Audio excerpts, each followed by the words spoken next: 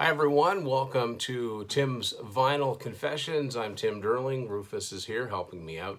On this episode, I'm gonna delve back into one of my favorite subjects, and that would be a collection of 8 tracks. And this is a collection that is quite complete.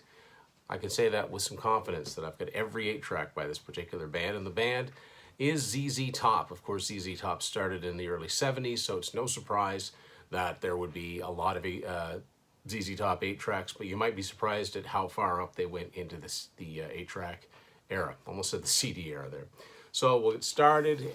ZZ Top were on London Records when they first started, and this is their first album, which apparently belonged to someone named Robbie England. Robbie, I did not buy this from you. I bought it from someone, so I did not steal it.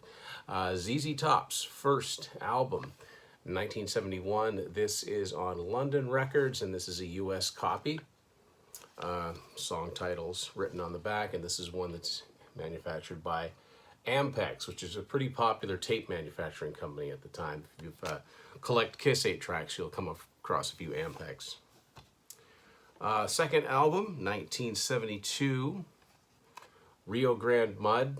You can't really tell too much from this size, but I've always liked this album cover. It's got that optical illusion of being a cow skull, but when you look at it close, it's the 3 members of the band.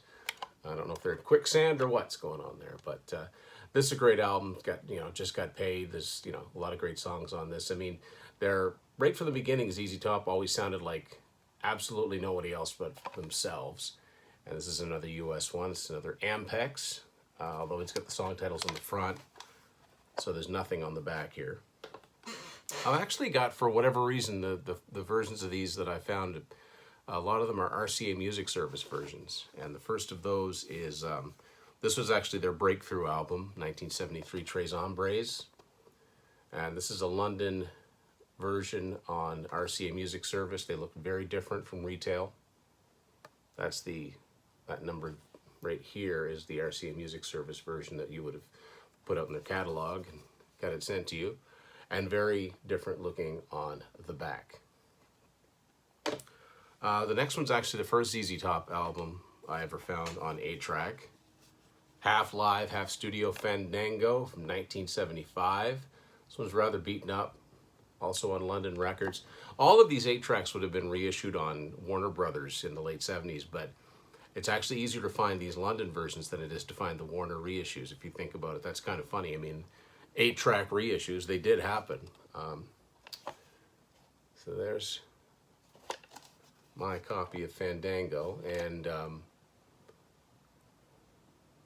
the live stuff's pretty much in order. I don't think that the studio songs are.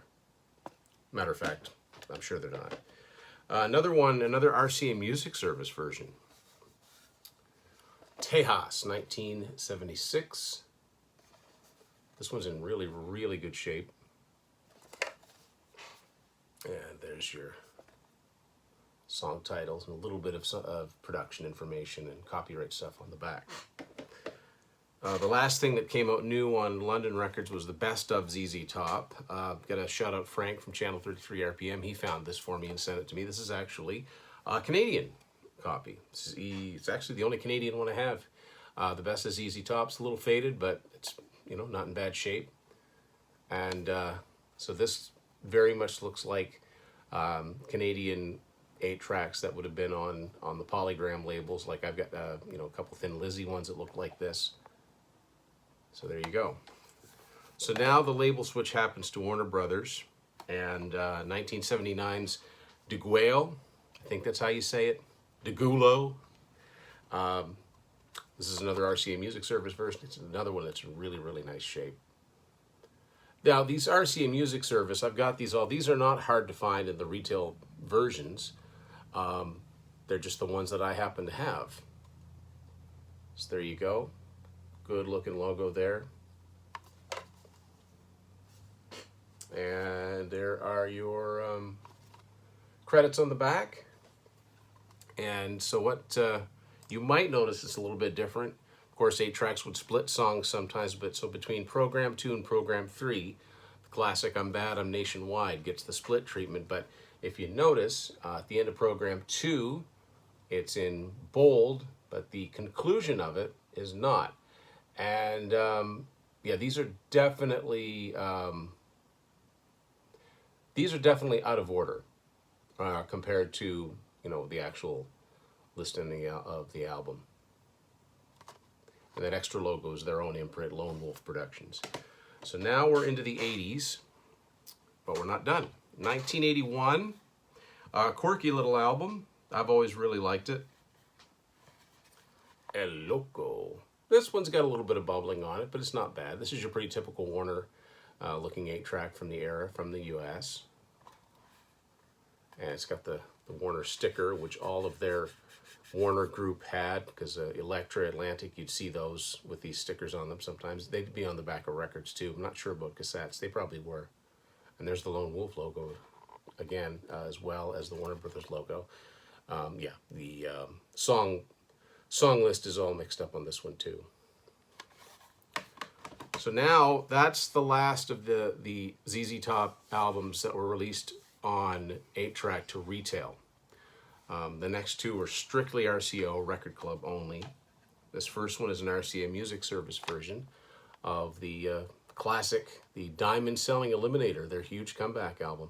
Now this one's really faded. This one was probably left in the sun, but surprisingly there's no bubbling on here. It's just kind of rough, coarse feeling, but it's really not in bad shape, and I got it for a pretty decent price. You can actually find Eliminator on 8-track on eBay or Discogs a little easier than a lot of other RCOs. This was such a big selling album, so you know, enough people bought it on 8-track that you can find them now.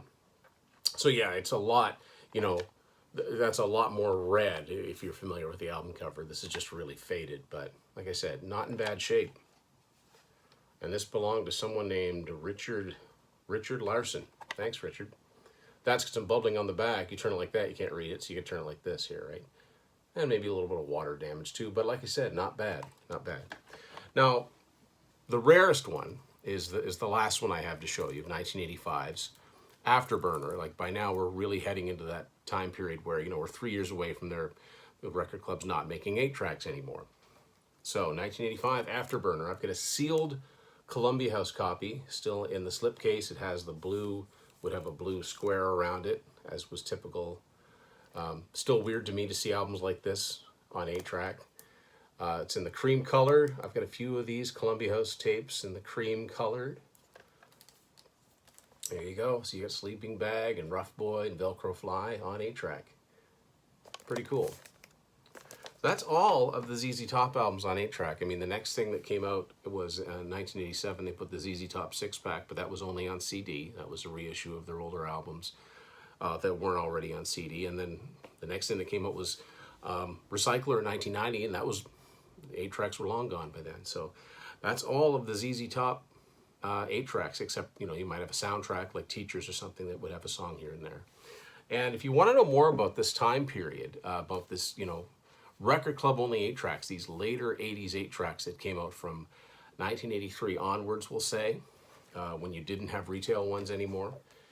That is all detailed in my first book, Unspooled, an Adventure in 8-Tracks. I know a lot of you watching have this book, but if you're new to the channel, you can go on Amazon, look up my name, Tim Derling, and find this book here, which has been out for a couple of years now.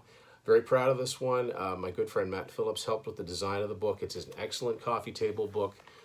There are eye-popping graphics on just about every page, and also year-end chronicling of all of the known albums released on 8-tracks by the record clubs, starting in 1981, going all the way up through 1988. There are some collecting stories in here, stories about collecting music, collecting memorabilia. So it's not just about 8-tracks, and it's also kind of a trip through the 1980s. Like I said, it goes from 1981 through 1988. Really happy with how this turned out. This is still available through Amazon, and I know a lot of you folks have bought it already, and thank you for that. So yeah, if you want to know more about the whole 8-track phenomenon in the 1980s, when a lot of people thought there weren't any, there were a lot. So Unspooled, an Adventure in 8-tracks, you can get it on Amazon. I'll have the link below. So there, ZZ Top fans, did I miss anything? Are there any variants that are worth talking about? Let me know in the comments, and we'll see you again on Tim's Vinyl Confessions. Thank you very much for watching.